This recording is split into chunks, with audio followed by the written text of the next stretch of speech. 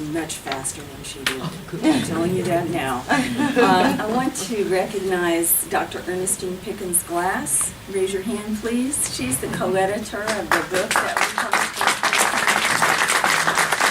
I want to recognize Dr. Stephanie Evans. She's done a phenomenal job with this. And I'm so pleased I was on the committee that helped get you here. We're blessed.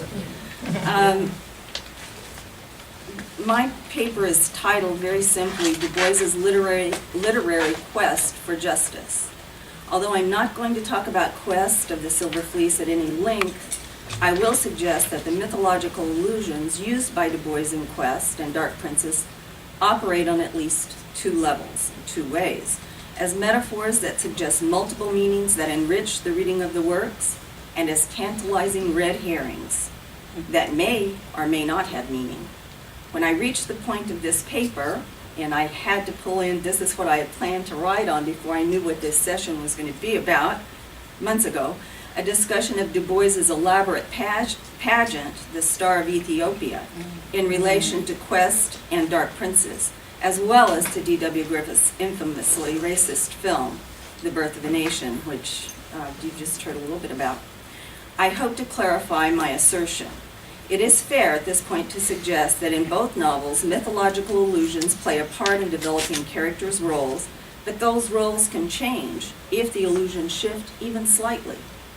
I choose to speak a bit about Dark Princess in the introduction because the novel is complex in its presentation of Eastern character and mythology as a facet of Pan-Africanism. The imaginative complexity of the novel is in part a result of Du Bois's use of multi-genres, leading some critics to dub it more than a novel. I say perhaps a pageant in infancy. The central female character, the East Indian princess Kautilya of Brodpur, India, fulfills the role of an Asian goddess mother figure.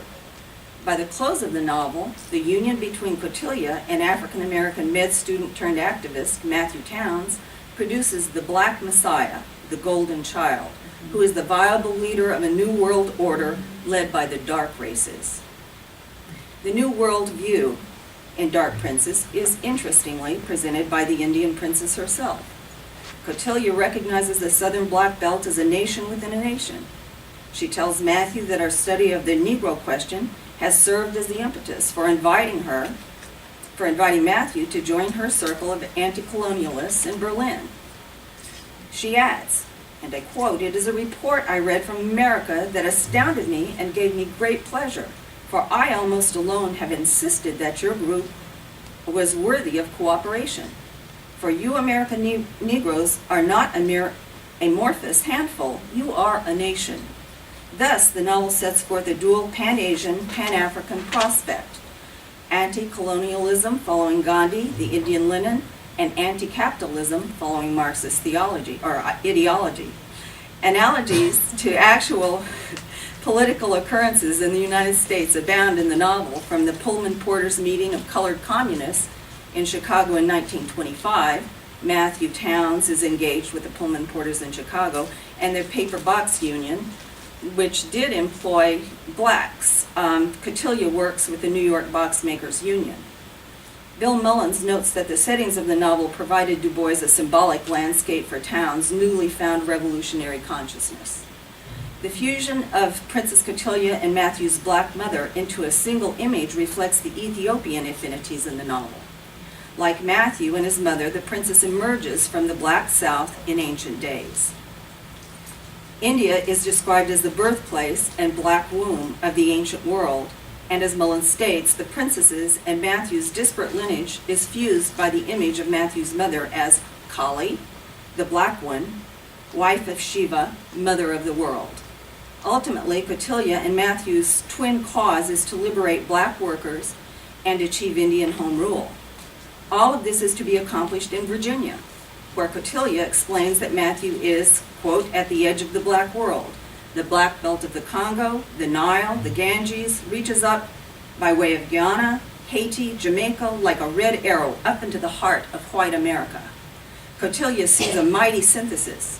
You can work in Africa and Asia right here in America if you work in the black belt. Kautilya speaks of rivers.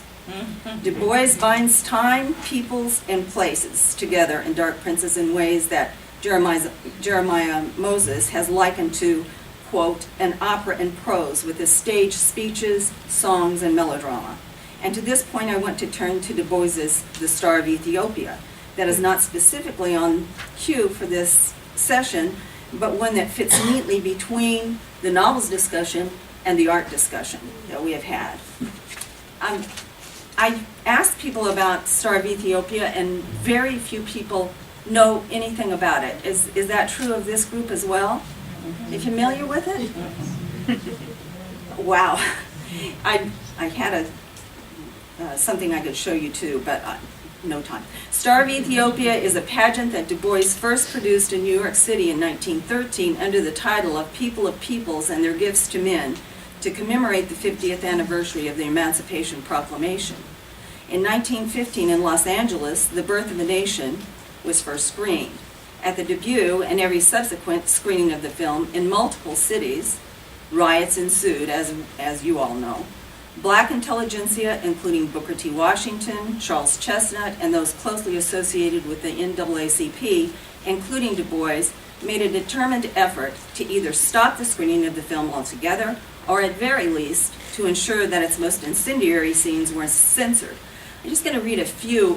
This came from a review in 1950, a month after the movie was first screened. And here is what this reviewer said. Those parts that were based around the thread of black power were the ones that most insulted this reviewer. Negroes shoving white men off the sidewalk and quitting work to dance. Negroes beating a crippled old white patriarch. Negroes slinging up faithful colored servants and flogging them till they drop. Negro courtesans guzzling champagne with the would-be head of the black empire. Negroes drunk with wine and power. Blacks flaunting placards demanding equal marriage. We see the black leader demanding a forced marriage with an imprisoned and a gagged white girl, and we watch Gus, the black Union renegade, as he hovers over another young white girl's home. And to hoochie coochie music, we see the long pursuit of the innocent white girl by this lust-maddened Negro, and we see her fling herself to her death from a precipice. So you can, I know you've seen this film, most of you have seen this film, but when you pull those parts out, you can see how incendiary it really is. I would add that Berth's depiction of black women, described by Dan Leake as, quote, fat, asexual, servile and dark, or promiscuously attractive and light-skinned, flies in the face of Du Bois's concerted effort to portray black women as the moral backbone of the African-American community in Quest, and of the global community in Dark Princess. In Quest, Zora Cresswell remains inviolate, despite the sexual abuse she has suffered at the hands of white men. She, as the meaning of her name suggests, serves as the sunrise of her community, becoming the head of an orphanage for girls because it is her duty to do so, and evolving into a powerful race woman. I would add here that readers may too hastily read Zora's mother as purely evil. Her name Elspeth, a derivative of Elspeth, or Elizabeth, means chosen by God, or consecrated by God. She is, after all, the progenitor of Zora, the veritable sunrise of her downtrodden people. Clearly, now I say that if you haven't read this, Elspeth is the procurer of black girls for white men, including her daughter. But this is that red herring thing I'm talking about, using these names. Why did he use this name? So you have to think about it. Zora wouldn't be here if it weren't for her mother Elspeth. Clearly, Du Bois invents his own mythology in Quest, and Cotilia, who many scholars see as merging with Matthew Towns' unnamed mother into a single entity in Dark Princess, is no less formidable than the mother-daughter duo in Quest. First, Cotilia is the name of the historical Hindu statesman, not a woman, 300 BC, who wrote theories and principles of governing a state. One of my colleagues, who is Indian, suggested that he was Machiavellian. Well, you have to think about this title then, this name of the female Cotilia, and what he had in mind here.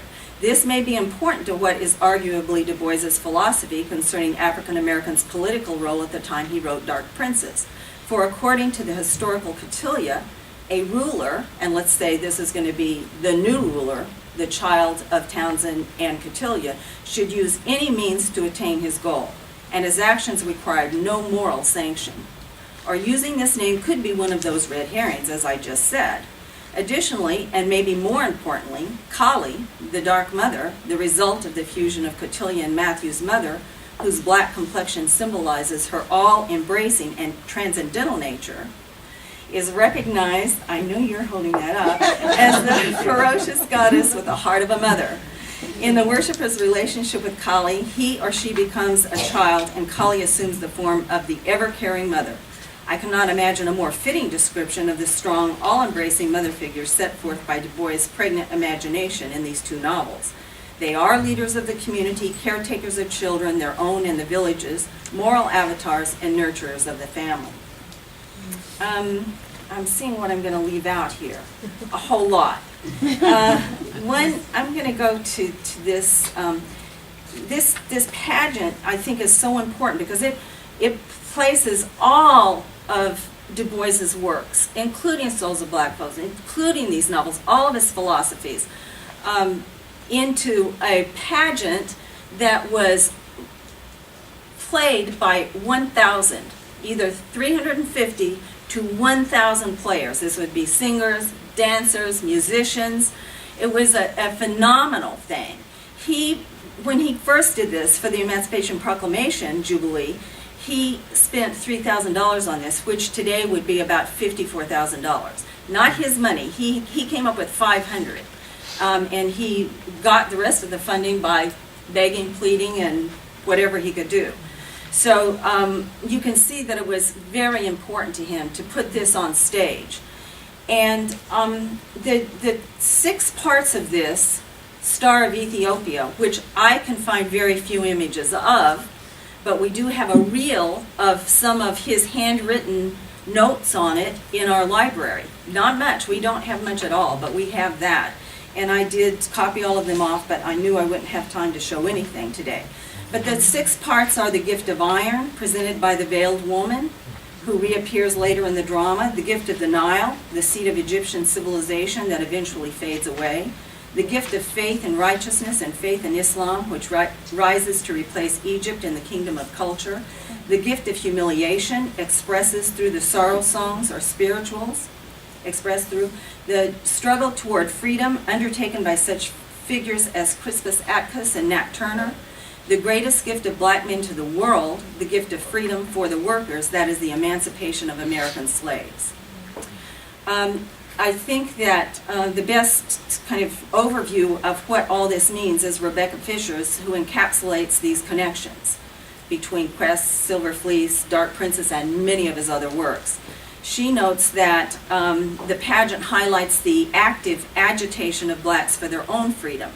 It depicts blacks as forceful actors upon the world stage who contribute meaningfully to world culture. It represents historical revolutionaries, Crispus Attucks, Nat Turner, as well as the mythological Egyptian king, Sun King Ra, whom Du Bois calls the Negro, wrote a work called The Negro as well, in attendance with 2 historical women, Queen of Sheba, who is Asian, and Candace, who's Queen Mother of Ethiopia.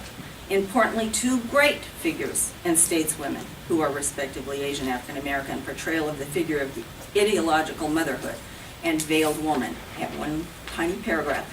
Transformed at the end of the pageant, she becomes the all-mother, unveiled in her chariot with her dancing brood.